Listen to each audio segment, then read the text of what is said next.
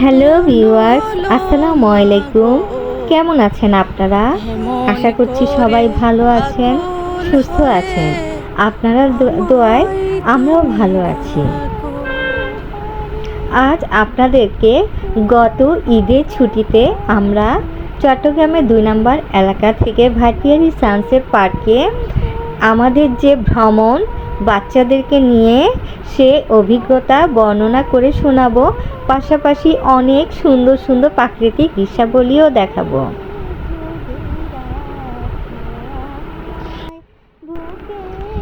এর আগেরবার আমরা যখন ভাটিয়ারি এসেছিলাম তখন মাইক্রো ভাড়া করেই এসেছিলাম, যার কারণে 2 নম্বর গেট এলাকা থেকে সিএনজি করে বা অটোরিকশা করে কিভাবে ভাটিয়ারি আসতে হয় সেই ধারণা আমাদের ছিল না, বাচ্চাদের তো ছিলই না।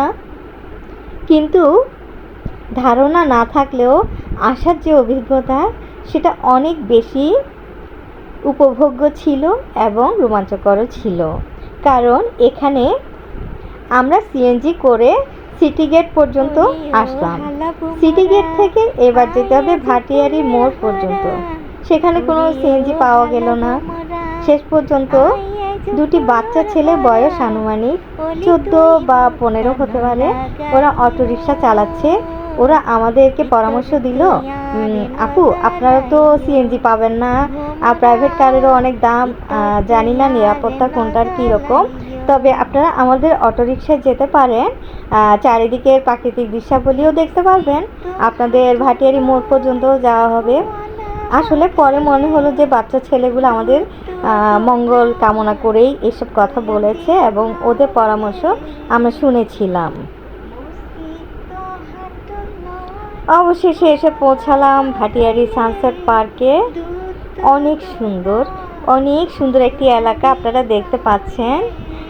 আমরা সবাই মিলে এসেছি, আমাদের টিম এসেছে, বাচ্চারা এসেছে। ফুলের গাছ ছিল, পাহাড়ি এলাকা, একটু পাহাড়ের উপরেই এই পার্কটি করা হয়েছে এবং সিঁড়ি দিয়ে অনেক উপরে পাহাড়ে যাওয়া যায় এবং চারিদিকে তাকালে অপূর্ব প্রাকৃতিক সৌন্দর্য দেখা যায়। অনেক মনোমুগ্ধকর, রোমাঞ্চকর প্রাকৃতিক সৌন্দর্য।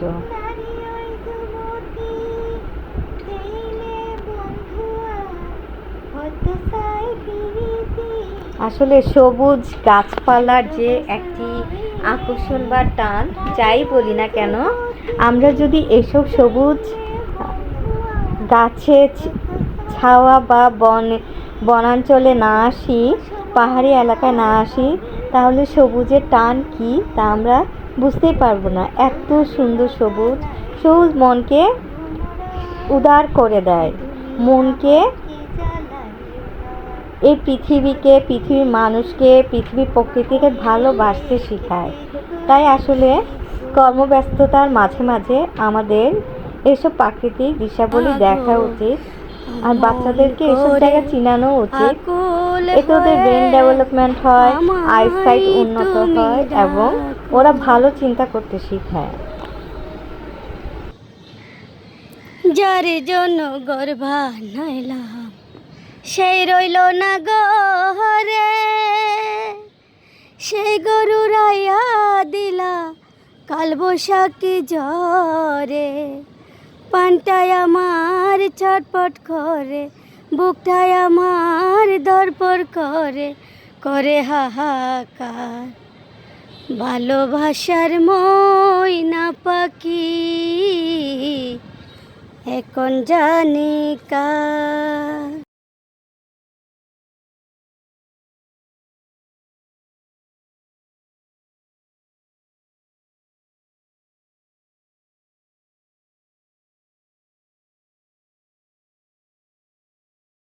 যারে পাখি উড়ে যা, যারে মন উড়ে যা, সে আসবে, সে যে গেল সে আসলো না, তবে কখনো কি ধরা দিল না। যারে পাখি উড়ে যা, যারে পাখি উড়ে যা, হাসে হাসে বলে যা আমার পারে একটু করে এসে আসো যায়।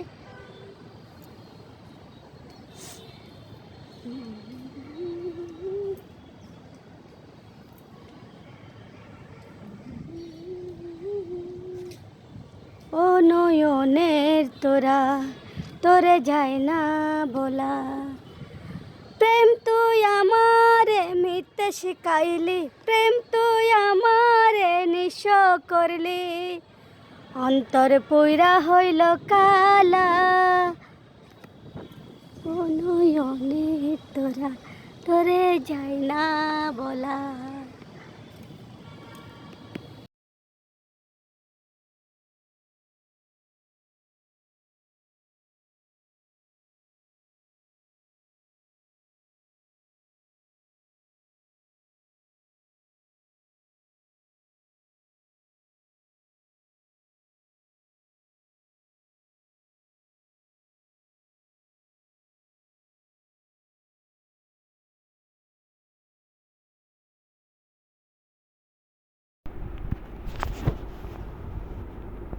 এত সুন্দর প্রাকৃতিক দৃশ্য দেখে চারিদিকে পাহাড়ি এলাকার সান্নিধ্যে এসে জানি না মনটা কেন জানি গানে মুগ্ধ হতে চাচ্ছে, বারবার গানই গেতে চাচ্ছে।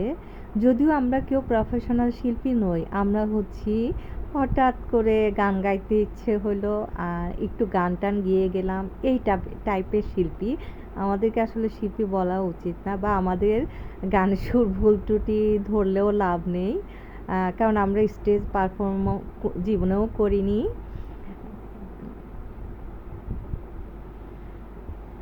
যাই হোক, কেবল চারিদিকে সবুজই দেখলাম, সবুজ আর সবুজ।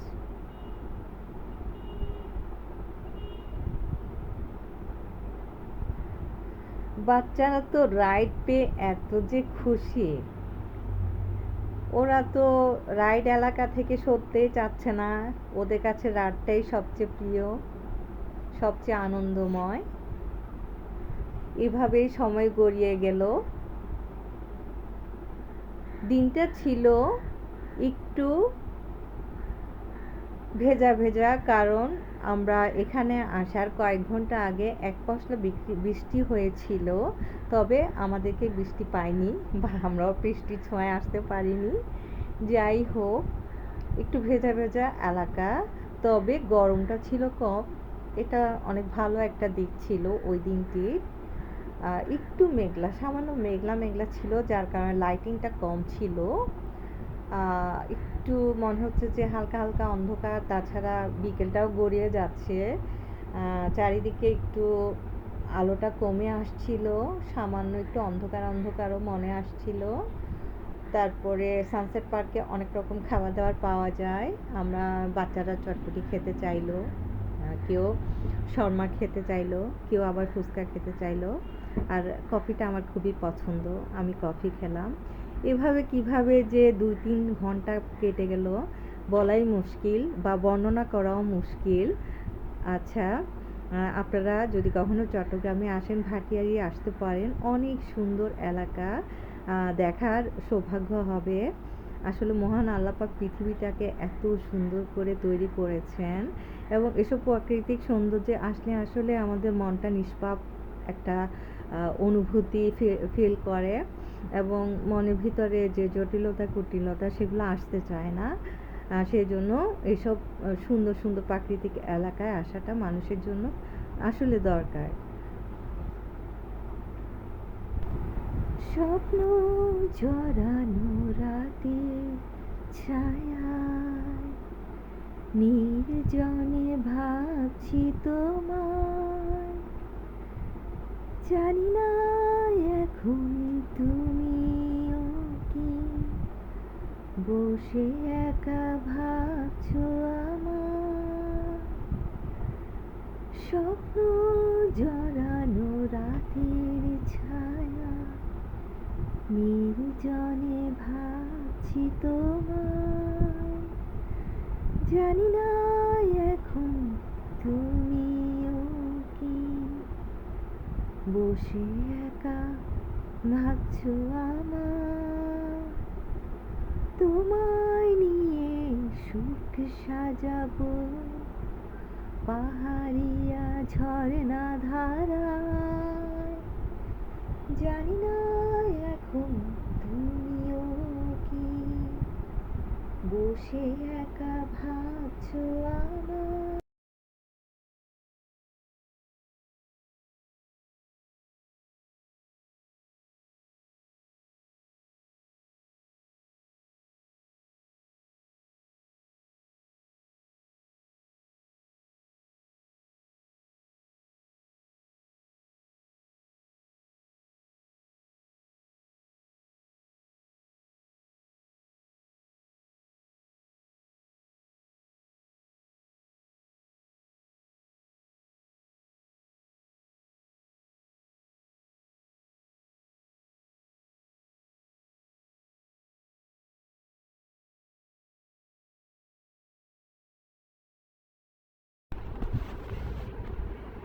মহাবনে দেখেছি তারে, এলো চুল ঘুঙুর বাঁধা পায়।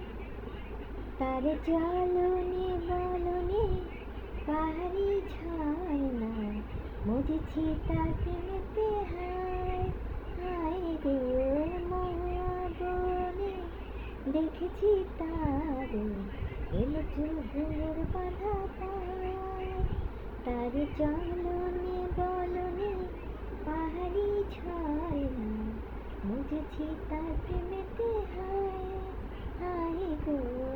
মহাবনে দেখেছি তারে, দূর থেকে তারে আমি দেখেছি। এ দেখা ভালোবাসা তাও জেনেছি। দূর থেকে তাকে আমি দেখেছি। এ দেখা ভালোবাসা তাও জেনেছি। বুঝেছি বোঝো না পাহাড়ি লালনা, বিনয়ের প্রাণ বুঝিয়া চাই চাই চাই। তারে চলনে বলনে পাহাড়ি ঝরনা, বুঝেছি তার প্রেমেতে হায় হায় গো। মহাবনে দেখেছি তারে, এলো চুল ঘুঙুর বাঁধা পায়। তারে চলনে বলনে পাহাড়ি ঝরনা, বুঝেছি তার প্রেমেতে হায় হায় গো।